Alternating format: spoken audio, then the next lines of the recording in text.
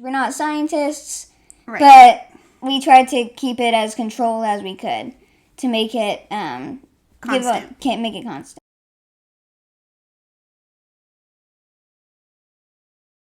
We did a study with masks to see if masks actually do help to block diseases and germs. Even though we don't have any right yes, now. we don't have germs.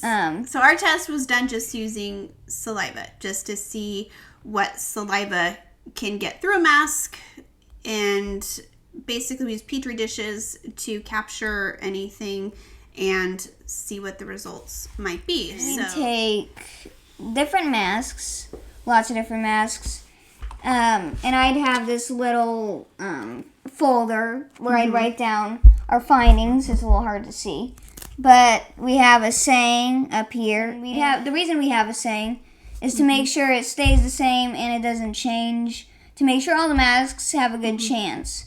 And in the beginning, we would talk and cough, and that was 6 feet. And then for the rest, with all the masks, we did 2 feet.